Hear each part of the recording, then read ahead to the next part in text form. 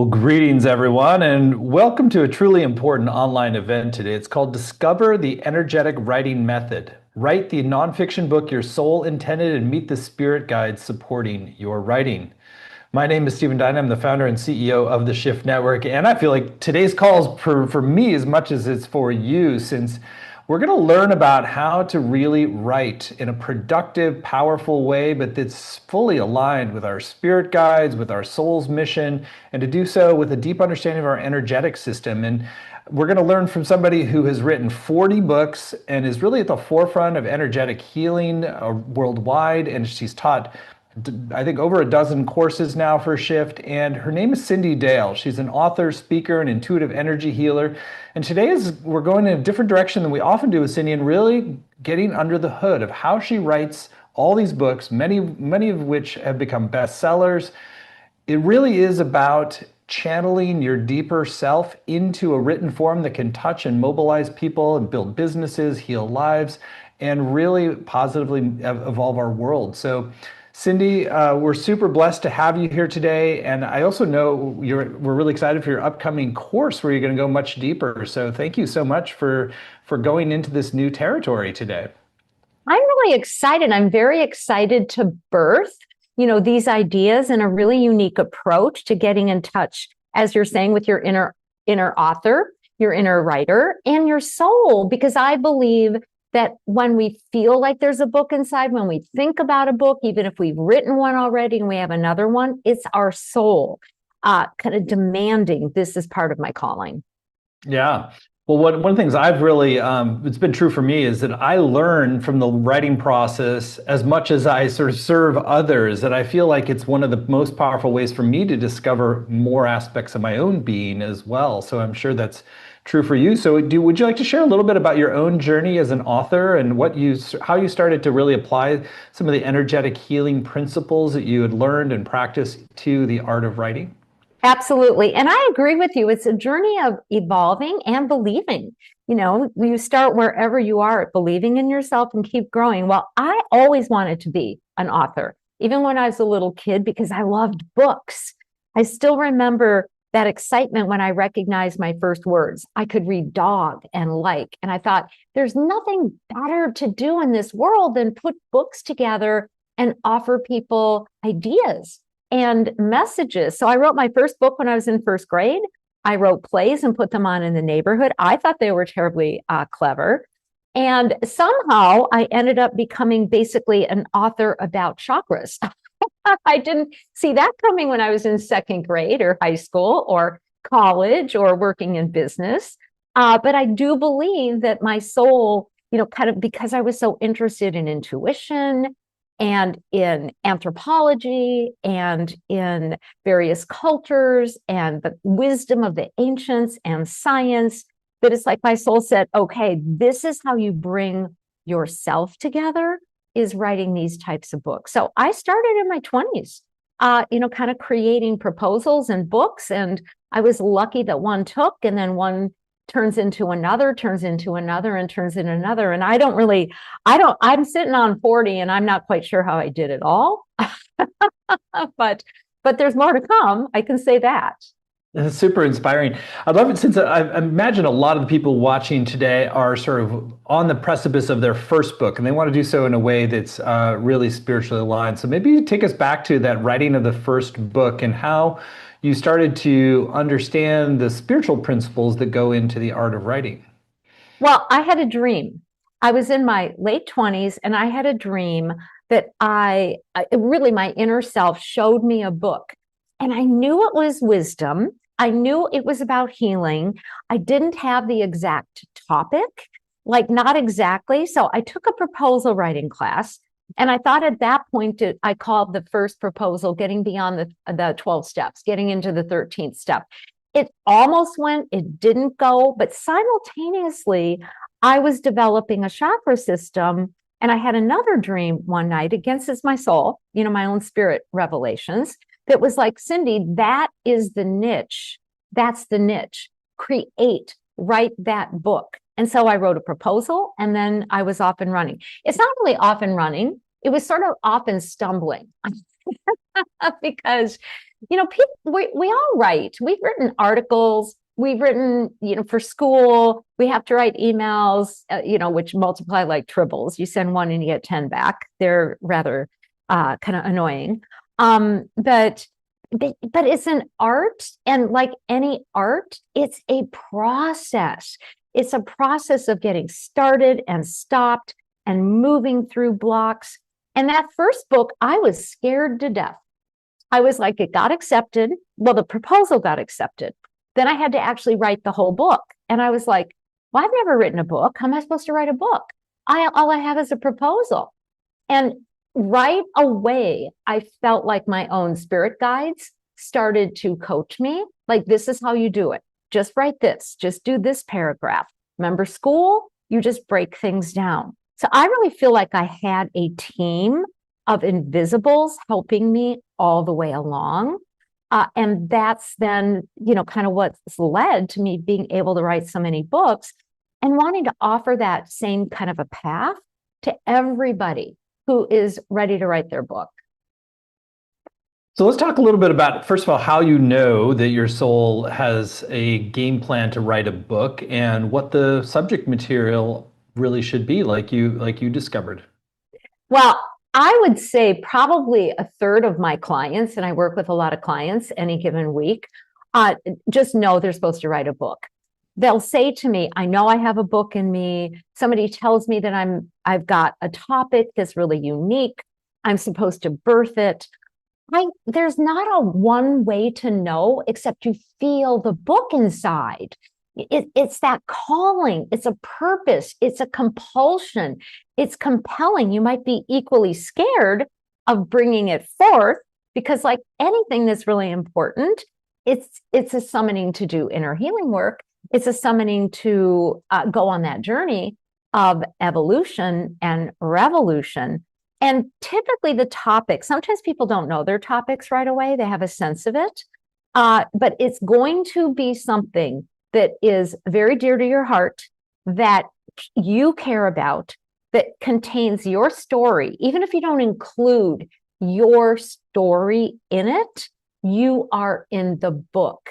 So whether the topic is really big, like Russian literature, and you're Russian or you studied there, or it's recipes for your family that you can pass down, it's something that you want to leave as a legacy. So the topic, I think, chooses you even more than you choose the topic. Now let's go into the spirit book team, or the spirit book team. Like I feel like we talk about so many things around spirit guides for guidance in different aspects of life, but as I understand it, you're saying that there's like specific guides that really are there just to help you with this book. Well, there are for me. I'm very lucky because I'm not the world's best speller. And they'll even say, spell check, missed that. So, and I think it depends on what we're writing. There'll be different types of ensembles that will show up, or what stage we are in writing. We may get additions to our spirit book team. But even when I was a child, I do not write like Shakespeare. I can hardly read Shakespeare, though I've studied Shakespeare many times. I would have dreams of William Shakespeare, and I felt like he was constantly telling me, you need to keep reading literature. You need to keep writing. You need to keep lifting and elevating. So I became an English major. So I think he's on my team. I have an editor on my team because editing is really different than free verse writing.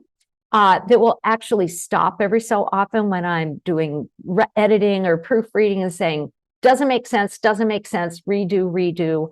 I have a researcher. So a lot of my books are more like textbooks. They're healing manuals, they're textbooks. I don't know all that information. I actually have researchers who will tell me, look up what the CIA researched about Tesla waves in the 80s, because now you can read it. Now it's all on the internet. So I think we have different guides along with like a keen team that's always with us to help us with the different facets of writing. You can have a marketing team. You can have a marketer saying, here's how you shape, or here's the colors you want to use. I'm a real believer in invisible help. I mean, it's hard enough to get good help when you're a parent because your kids don't really volunteer for things like doing the garbage or the dishes. So you're going to do something as big as create a book, and it's a creative process. Take the invisible help that's really there to aim you from start to birthing to the marketing. What I hear is it's also good to understand not just that there's a spirit team there, but that you're actually differentiating the roles and the specialties that they have. So you're sort of like really treating it more like a executive team in a business. They are. It's an executive team, because that is through my first couple books, probably one of the revelations that shocked me the most is how different each stage of writing was. There's your first draft. I often say I've never met a first draft I've ever liked. I like it when I'm writing it, and then I read it the next day and I'm like, oh, who wrote this? This is just like, this is not going to work. So then you have editing, and typically a chapter takes at least 5 edits, and that's before you get to kind of a professional person or a publisher or whatever it is you're going to do with self-publishing. Then you have proofreading, which is very meticulous. Then you develop copy for marketing. And so you have to wear a lot of different hats and turn on different parts of your brain, but also your intuitive faculties, because I think it is an energetic practice and process. Like you're gonna hold yourself in a certain way when you're doing critical thinking versus just creating and going with the flow and brainstorming. Like if I get a book assignment, I usually take about 6 months to write a book. I don't even write for 2 months. I don't write. I walk around with the idea, with the feeling of it. Now I always have a proposal that's already prepped. But I write and I just gather feelings and ideas, and I read what I feel like reading. And every so often I may have a guide give me some input, and I take some notes. So I think we all create and write a little differently from each other. And what the first book is about is getting to know yourself, your own style, and that you can rely on guidance. It sounds like when these different stages of books unfolding and like you're sort of in the more free flow, wet clay kind of mode of just giving yourself license to move around. Are you consciously sort of centering in or working with different chakras, different aspects of your energy system at each stage of the process? I am, yes. Now I have a chakra that's stronger than the other chakras. So when I'm, for instance, doing my dream time, like the dreaming about it, I'm much more in my heart chakra. I'm in my 7th chakra. So I'm feeling it, I'm relating to it, and I'm in that sense of spirit. Like literally, what are the spiritual qualities that are going to get embedded in this book? Love, healing, faith, clarity, because ultimately that's what's going to attract the readers.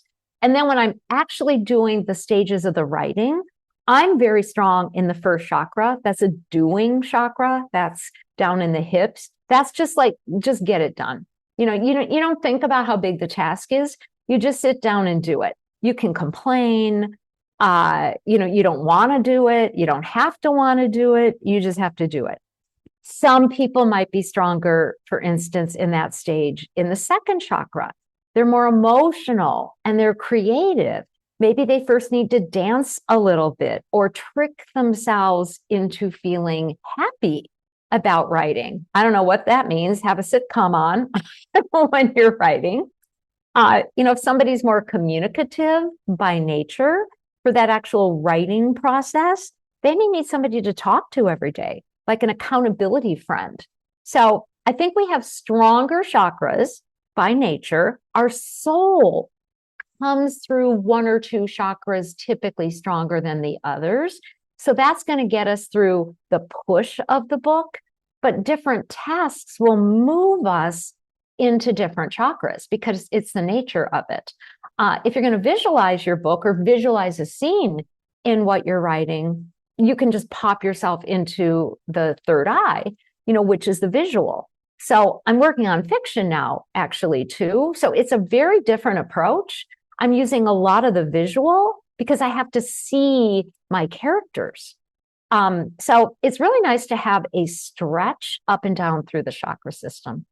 Do you consciously work through the different chakra systems while you're actually in a writing window and working on the book? So you'll sort of like, do you have a certain pattern of where you start and then you kind of go into, or is it all very, very kind of free flowing?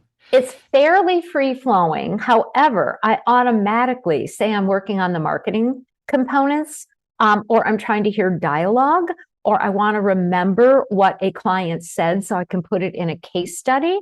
I automatically go into my fifth chakra for that because that's what it's in charge of. I get everything done through my first chakra, but I am pretty conscious of which chakra I am flowing in. There's a logic to it. If you're going to create a scene that has emotion, once you know your second chakra is about emotions, you'll automatically go there.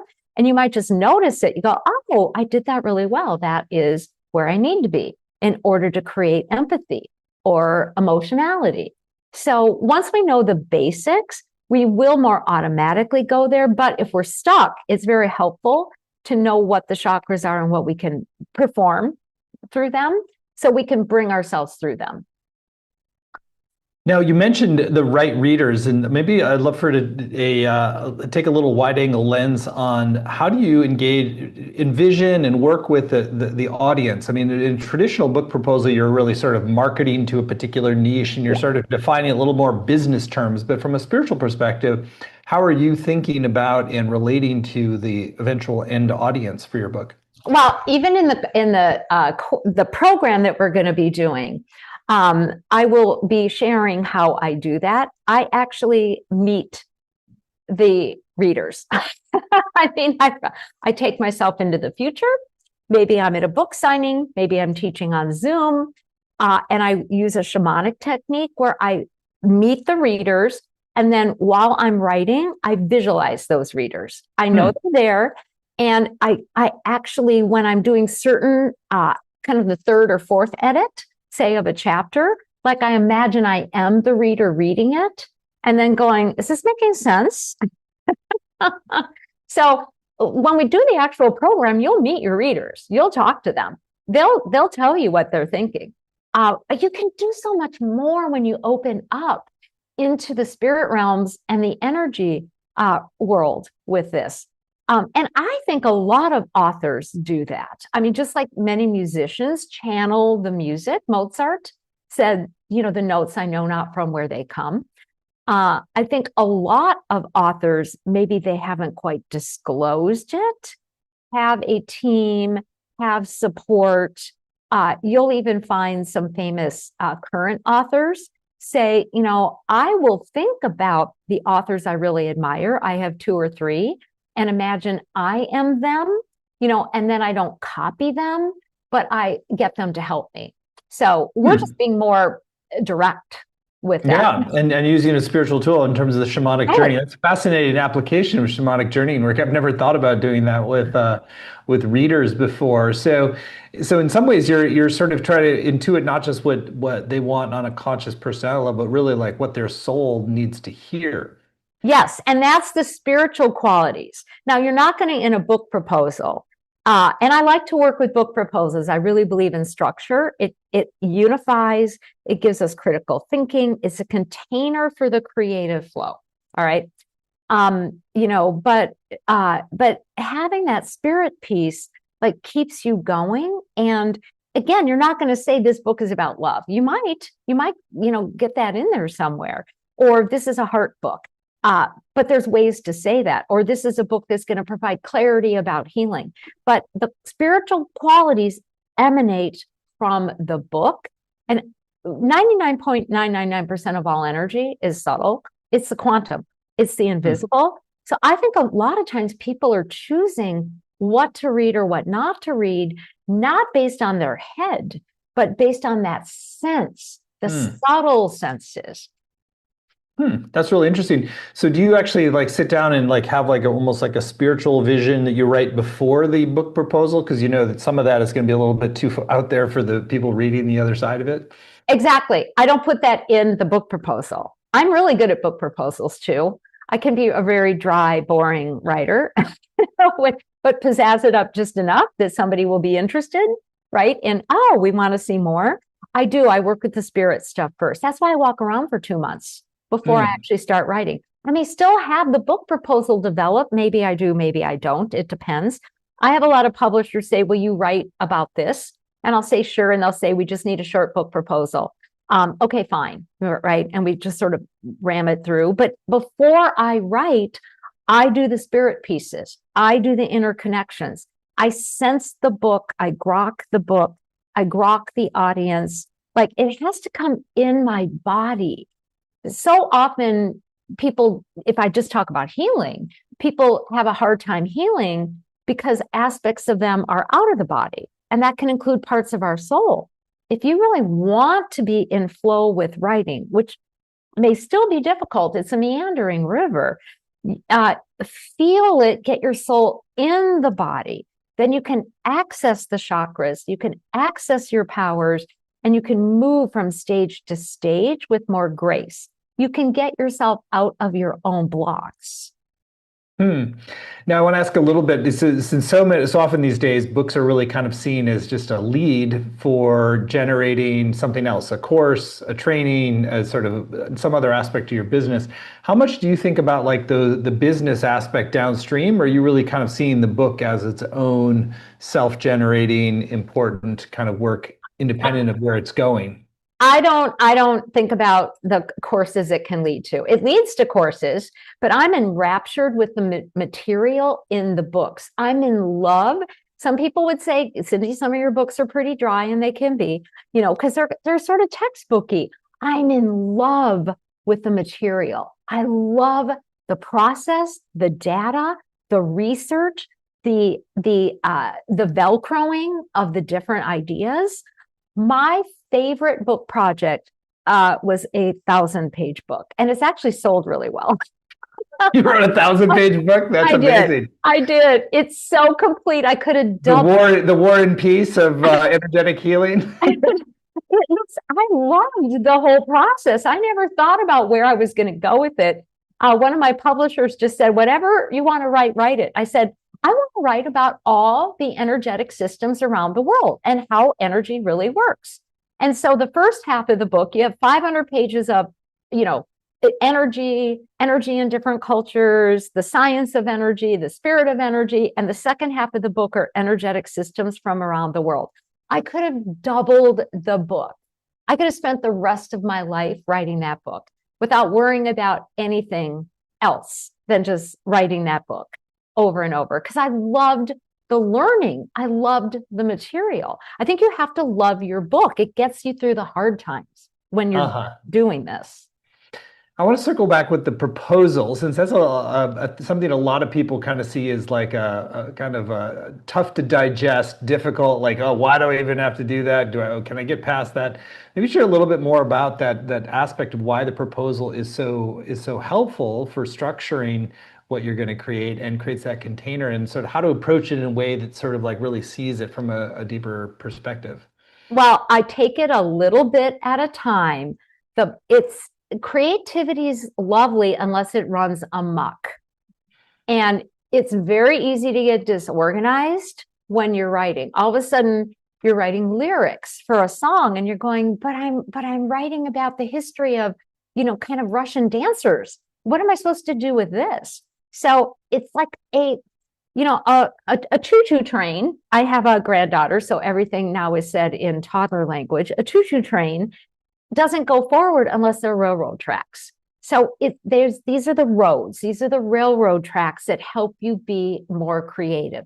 Nearly every author I have researched and studied, and I was a literature major, and I stay up to date as much as I can, says you've got to have your structure. You can change it, you can play with it, but it can come alive when you approach it with the chakras. It can come alive when you approach it with a spirit team. It can be fun to come up with a working title. It's fun to write who are my target audiences when you can meet them and then you're describing them.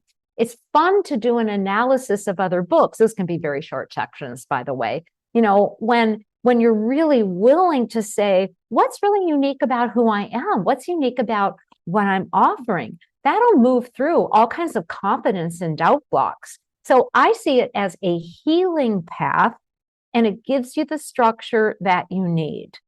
When we do the program, I'll chunk it. So we do, writing, we're going to do reading, we'll do chakra work. You can make it as fun as possible, but I would not personally write a book without a proposal.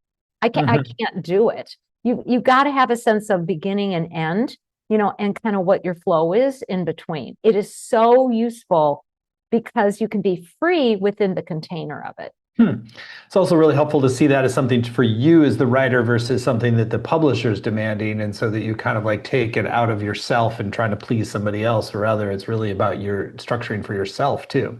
I write my proposals for me. I really do. I may go back through them and, kind of flower them up a little bit, put some languages in, languaging in, that kind of like a publisher, will get attracted to. But I write the proposals for me. Fascinating. Well, Cyndi, I know you want to actually not just talk about this process, but guide us in a step of it. And I think now would be a great time to transition to really helping people connect with their own soul purpose in a book. Let's do that. So I'm going to lead us on a guided meditation where you're going to flow with and follow your soul to have your own soul reveal to you and open up kind of at least one, maybe you have more in you, by the way, one of these books, kind of what's the calling from your soul. In that process, I'm going to have you get a sense of the spiritual qualities emanating from the book. You may sense them, see them, or feel them. However they arise, and meet at least 2 members of a spirit team dedicated to help you ground and actualize this calling. So let's just slow down for a minute. Everybody just take a few deep breaths. And as you breathe, know that the words for breath and spirit are one and the same in many languages. And that already from the moment you were born, that you took your first breath, you were bringing in your own spirit, your own essence, and the greater one. And on every exhalation, you've been giving permission to release whatever it is you're ready to let go of. And then just allow yourself to settle into a natural breathing cadence and rhythm. And bring yourself into the very center of your heart chakra. Within is a sort of divine chamber of your light, your true self, your essence that is and has always been commingling with whatever you sense or feel or call presence, oneness, source, the goodness, the greatness, the universe, love. This is your safe place, but it is also your space of illumination where you can unveil to yourself what is most true and is what is most essential. And it is in here that you invite your soul to enter. Our essence is like the greater self, and your soul is that part of you that's been going through time, seeking to understand itself and love and to create. Your soul is a creative force. So as you settle in and you've invited your soul to join you within this chamber, take a moment or two to just get a sense of your own soul. You're unique. vehicle and vessel for growth and creation and learning and wisdom gathering. What's your own sense of your soul? It's been through a lot, many lifetimes, many experiences in between, but here you are. Here's your soul with very specific callings and yearnings for this life. And in just the general way, get your read of your soul. It's temperament. It's specialness and extraordinariness. What makes it extraordinary?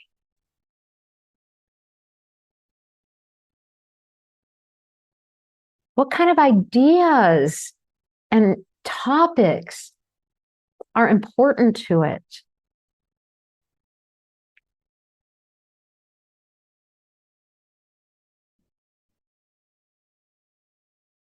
What are its colors? If it were to sing a song, what would that song be?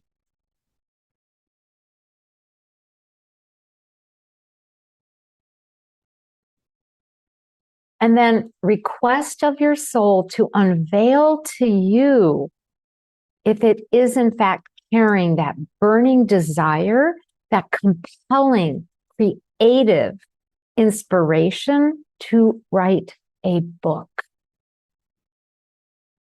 It will have entered from preconception with that goal, with that objective,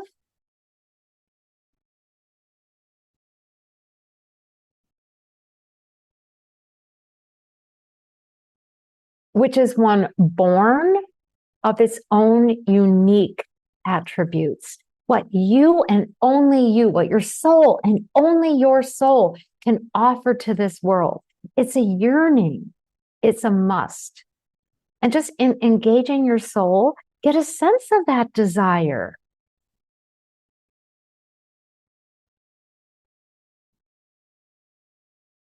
And perhaps it'll even share with you a few images,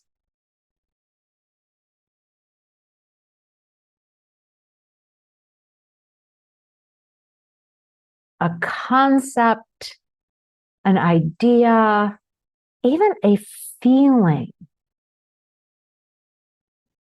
Only your soul can deliver this messaging.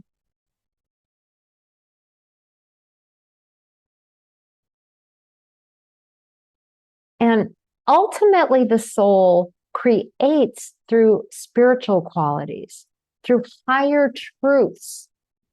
And maybe it's been delivering those higher truths already through your job, through work, through relationship, through parenting, through how you decorate.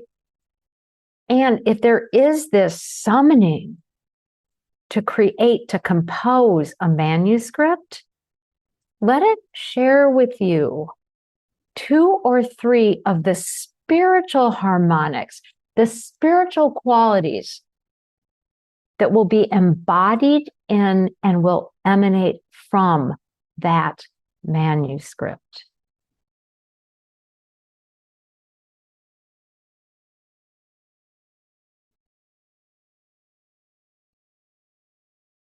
It may share in words or sensations, color.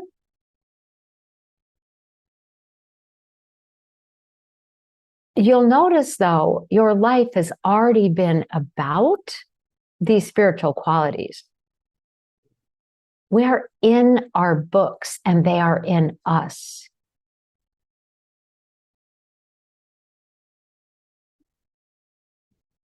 And if you so feel called, just request of your soul that it become even more emboldened in your day-to-day, in your dream life, in your dream time, in the guidance it can bring to you through signs, through omens, through interactions, even more about this calling, so that you can more finely attune the ideas and raise your energy for the meeting of this sacred, holy task. And know that the soul is never alone. We're never alone, ever. That's a trick. That's an illusion of this everyday universe. Your soul has help. Your soul already pre-selected and can keep selecting as you move forward with this calling, a team, spiritual guidance, beings of various capabilities and ways of communicating. And maybe it's even with great pride and glee that your soul now introduces you to one of the team members that exists in the spirit realm at this point that is already ready to assist.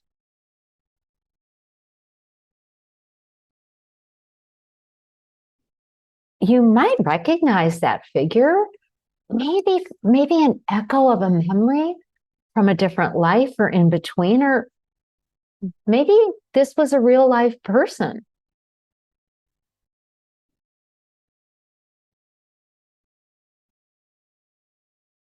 Why are they helping you?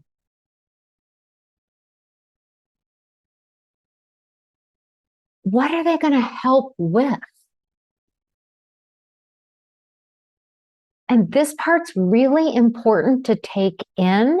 Why your soul as it's embodied in this body? Why you? You are that important that they are and will show up.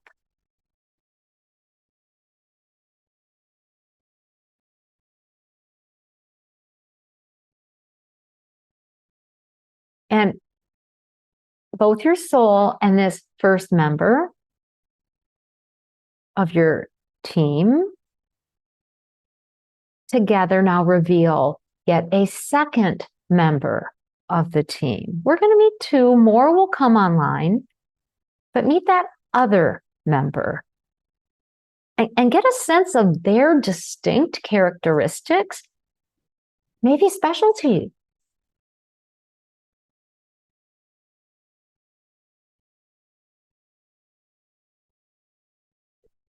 And for the sake of your self-esteem and self-love, which is key to writing and moving through the process, why you? Why are they deeming you so vital for the messaging? They are assisting. They are loving, providing, guarding, and guiding.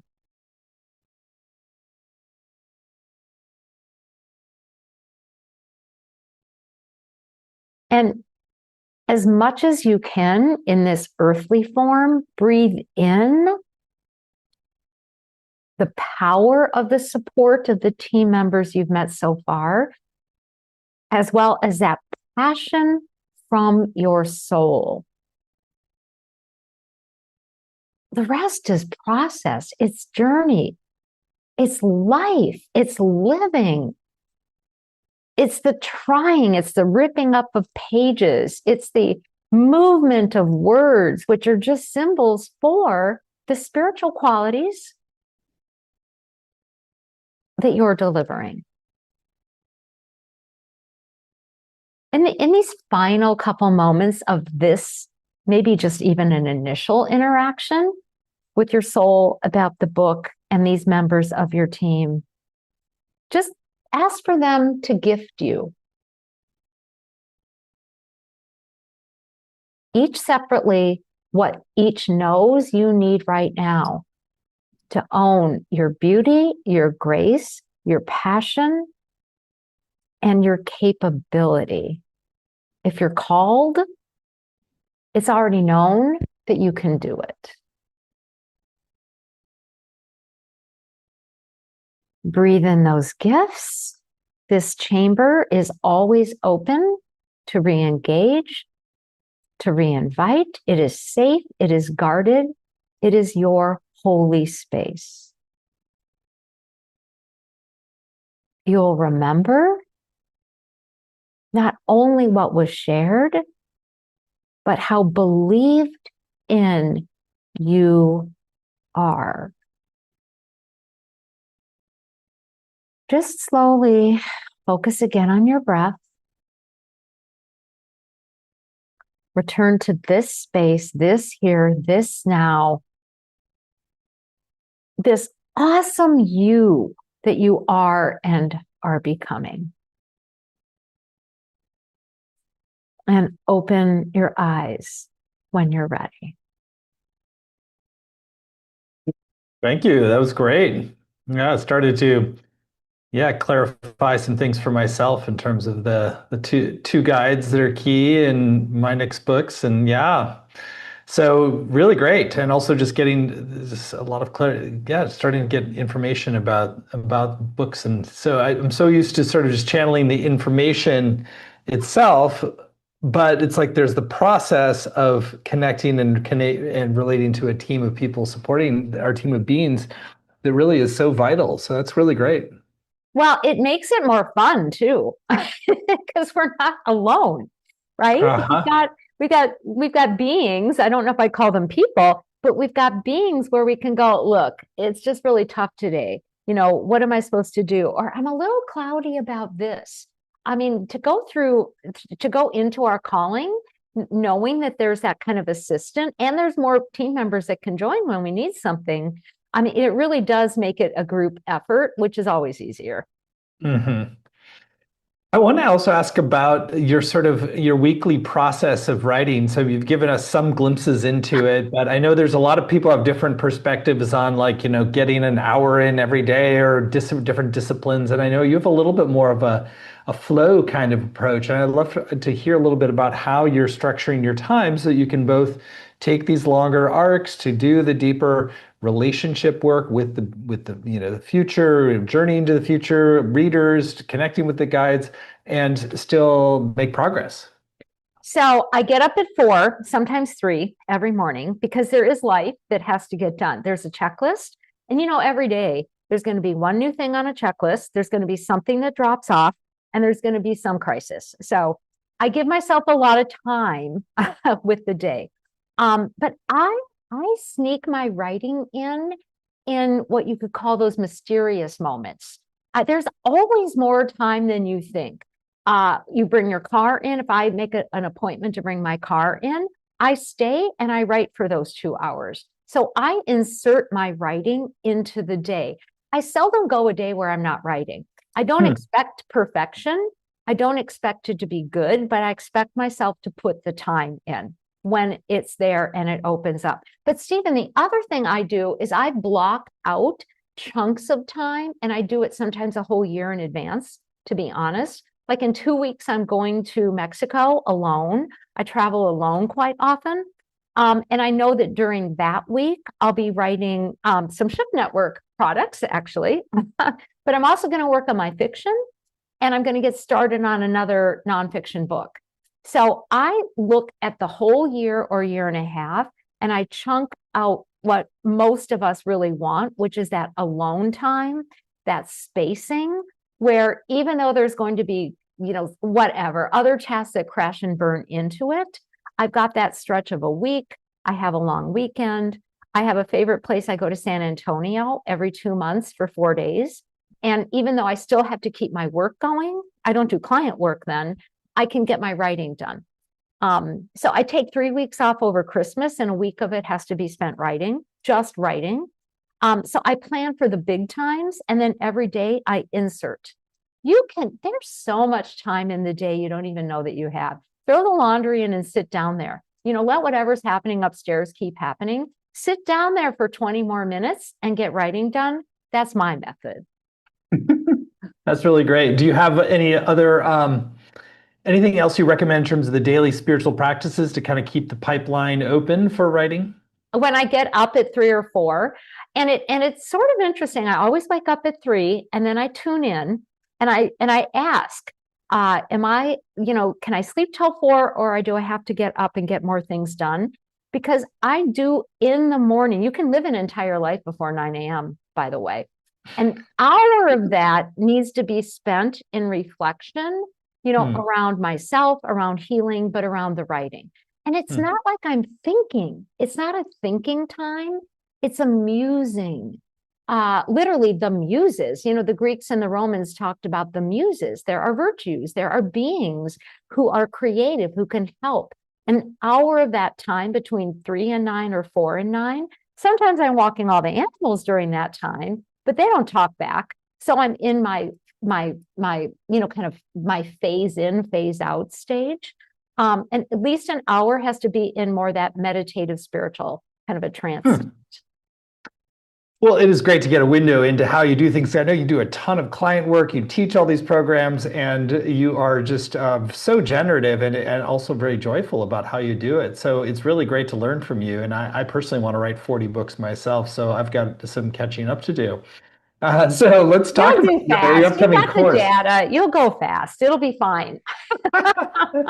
So let's talk about your upcoming course since it's a really unique opportunity to be in a context learning from you, applying deeper spiritual energetic principles to the writing process, and then also having a community of support, which makes a big difference as well.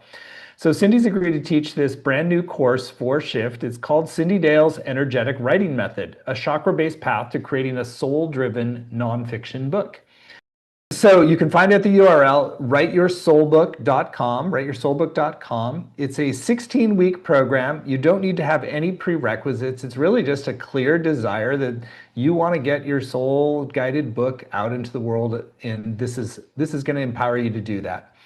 So Cyndi, I'd love for you to share some of your intentions for what people will come away from the 16 weeks with, and then we'll go through the modules and give a tour of some of what's coming. We won't be able to do all the details, but at least give the broad brushstrokes.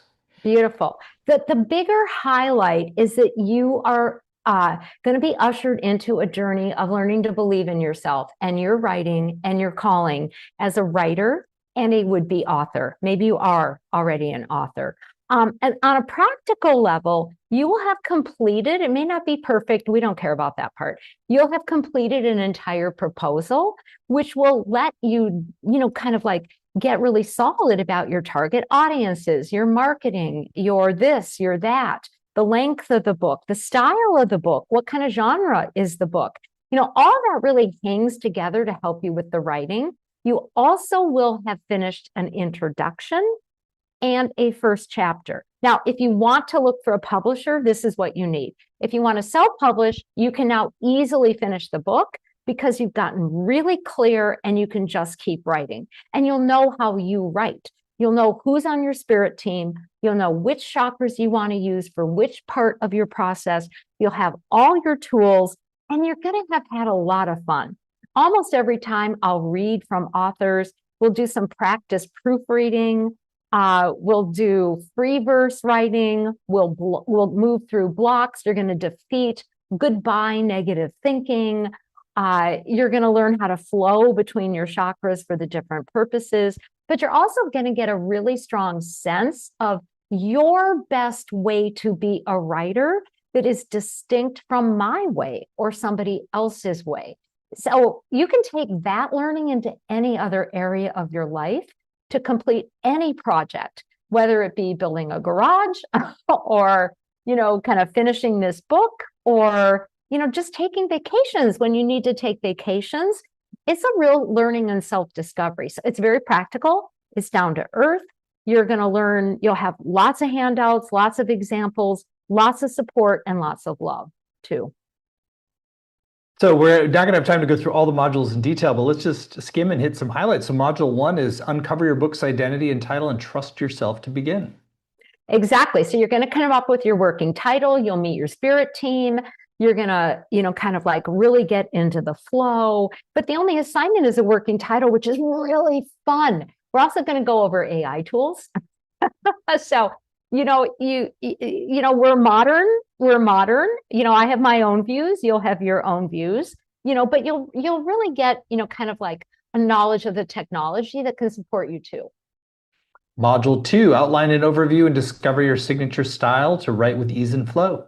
So this is great because it's a quiz that you'll come away with having a sense of your 1 or 2 strongest chakras, which are your fail safe, because each gives a different angle on how to really actually exercise, feed yourself, work through issues, bring through joy, and figure out how to get your book done. If you're, for instance, a third chakra person, you got to get out your calendar. You got to be structured. If you're a seventh chakra person, you got to get your spiritual mojo before and while you're writing. So it's really going to give you a clue on your personality, your soul personality. Module 3, meet your ultimate readers and write directly to the ones who need your book and hear why they'll love it. So you will meet them. Literally, I love doing the journeying and the shamanic. So we'll do a lot of other aspects too, and we'll introduce different chakras each time. But through that one, we're going to go through heart, we're going to with 8th chakra, and you're going to be able to interconnect with your future readers. And later, you'll actually channel one of them. So like I said before, you can read as a reader. Module 4, tout your special sauce through a comparative analysis while healing comparison issues. So one of the worst parts, even for me, of a proposal is the comparative analysis, where you research other books that are like yours and you have to explain why they're different. Now, you only have to focus on 3 or 4 books. We're going to make this a journey of growth. So we're going to heal comparison issues while you own what makes you really unique and your book special. One of the sections in a proposal is why this author at this time. You're going to really ramp that up to go, hey, my soul is called to write this, so it is needed, and so it is mine to do, and it doesn't compare to anyone else, even though in the proposal you'll do some comparisons.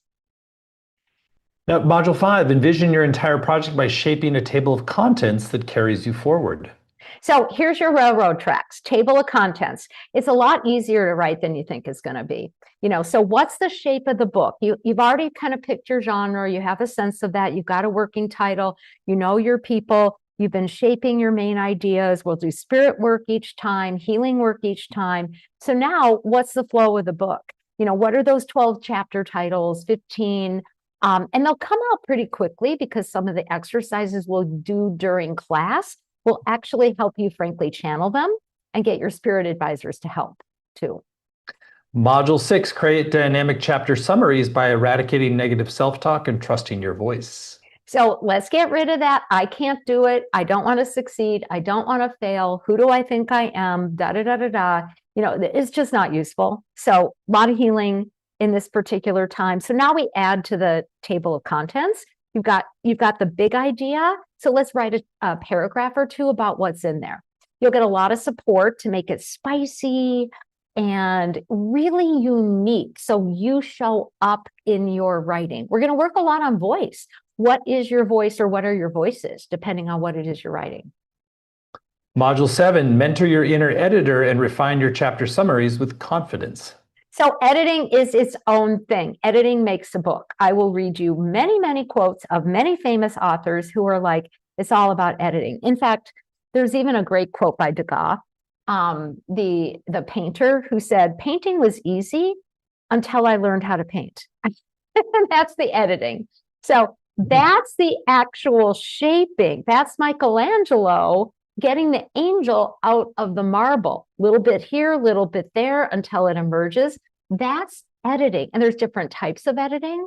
And I use a spirit guide to do my editing. That's much more, kind of honed in and very logical versus free flowing. Module 8, write an introduction that draws readers in. So introductions are it. Now, you'll probably change your introduction many times, and any writer will tell you that. It is the map for the entire book. If you write your introduction, I'm going to tell you this, you have basically written your entire book. And you don't write an entire introduction. The way that I write is I Swiss cheese it. Like, okay, here's the title, here's my summary, here's my hook, here's how I start, here's the next paragraph, here's the sections, here's the theme. Like, if you approach it without being overwhelmed, you've basically written your entire book through the introduction. And we're taking advantage of some of the times that we have a couple weeks, a week off before we meet, that you're going to have writing time. You'll be guided into writing. You won't have to rush it. you'll have enough time to write and to edit and to think and to muse. Module 9, sculpt and I have to read this introduction after shamanically interacting with your readers. So now you become your readers, and now you relook at your introduction and see if it makes sense to your readers. Like I have one reader, she's just a hoot. She shows up for almost every book, or has for 10 years. She's, in her 20s. She's got purple hair. She's got super cool glasses. She's kind of funky. I love reading my works through her to see. I mean, she's great. I call her Janelle. I don't know why. She's probably alive somewhere. That's awesome. Module 10, open your book with the first chapter that anchors your book's promise. So now we're starting the arc of the first chapter, which is your first presentation of the deep meat. And we'll talk about the different components of it, how it compares to the introduction. I'll give you plenty of data, plenty of, kind of logical ways to look at this. But again, the exercises in the class and your assignments going home will help you get into your flow. Module 11, move through resistance and build momentum to complete your first chapter. Okay, so we're going to get blocked. I get blocked.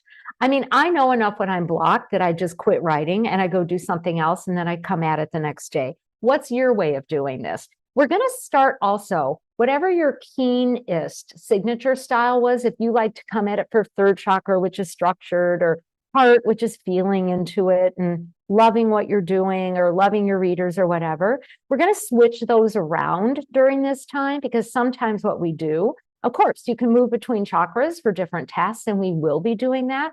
But sometimes to get out of your own way, you just pretend you're a different person and you work it in a different way. So we're gonna jimmy it up in this week. Module 12, take a strategic break from the page and turn to the marketing side of your book. So writers hate marketing. If they shouldn't, though. We're going to talk about marketing through an energetic approach that's really fun. I'm going to emphasize the sharing part. Certainly, for the proposal, you're going to go, here's the sections that you're going to be developing. They're not that hard. They're actually really easy to write. I mean, sometimes they're kind of gobbledygook, but they're not that hard to write. But you're going to do some imagination, and I'm going to even approach marketing from what I call the bohemian point of view. Like if you're that person who's like, I really don't like social media, what if you come at it like a bohemian, like really creatively? So we're going to do some creative spin with the marketing, even while you quickly get into your proposal, what those components are going to look like. Module 13, strengthen your stamina and refine your work through conscious proofreading. All right, proofreading is a more deliberate form of editing. It's very picky. It's word by word, and it is an important skill. And you can also hire it done if it's not your thing, but it's important to know what it is and how to do it.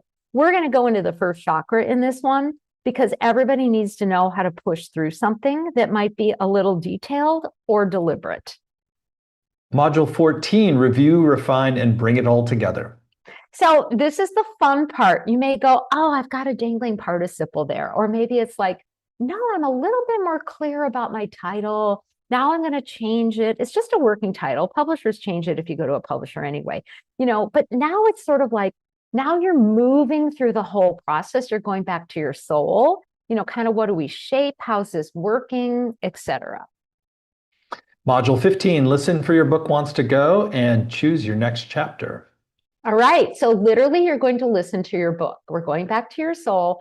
Where is it? Do you want to write the book? Do you want to go get a publisher? Are these recipes and you're going to print them off and make it a little bit like years ago, there was this super cool moosewood cookbook, that had poems in it. So this is where we go back to what does your soul need to birth and what are you going to do next? Module 16, celebrate your work by reading it aloud with confidence. We're going to do more fun exercises. We're going to do more guided meditations. We're going to unify our chakras so that we're unified with our book.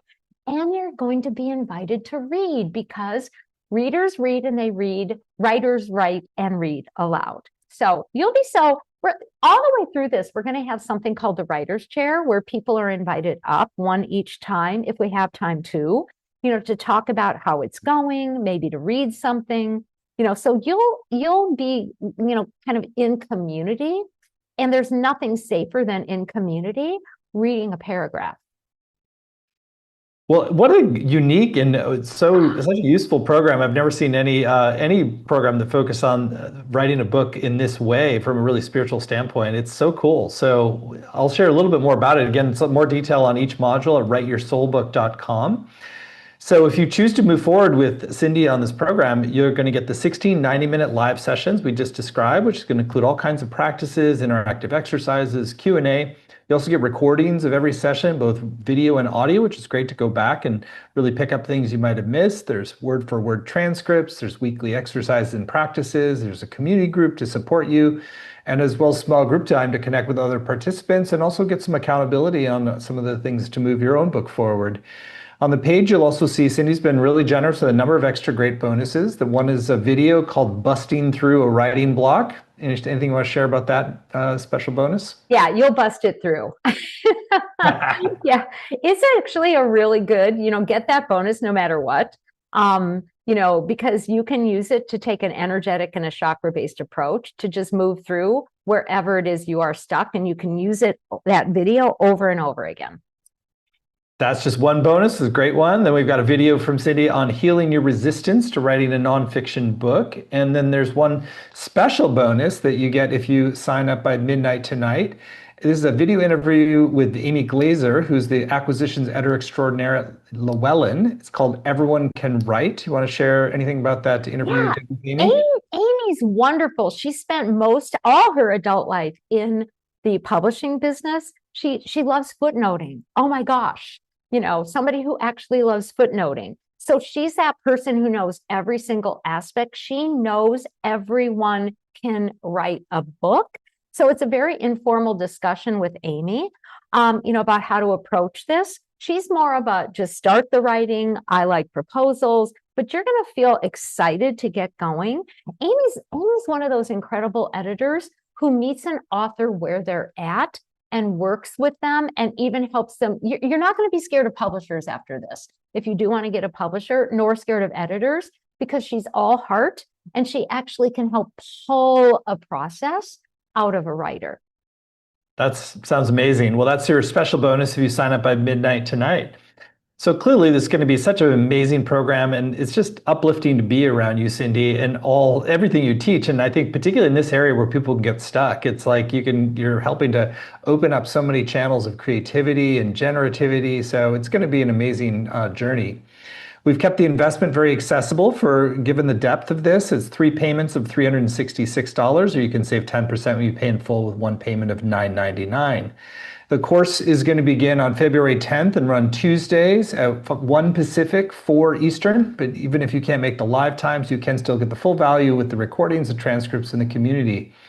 Some beautiful testimonials on the page. People always rave about Cyndi as a teacher. She's taught so many programs for Shift, always gets top reviews. So you're in really great hands, and you will make big progress on your soul book. That is pretty much guaranteed as long as you participate. And so again, all the details are at writeyoursoulbook.com, writeyoursoulbook.com.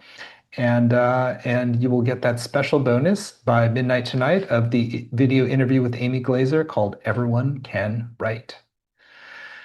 Cyndi, it's been awesome to be with you. I feel super uplifted at the moment and very excited about working on my next book too. So thank you. So anything is still on your heart you want to share with the folks who are considering doing this course with you? It's not about perfectionism. This is not a perfectionistic course. This is a process, and it's a creative process. And we are in it together. Everyone in the program will be in it together, and you have your spirit team. So I think they're key, by the way. So I think we're going to have a lot of fun, and you will make progress. That is so great. Well, what a blessing. It's been a joy to be with you. And I know this is going to be a great program. And again, it's all at writeyoursoulbook.com. And you get that special bonus of Everyone Can Write when you sign up by midnight tonight. So thank you so much. Many blessings.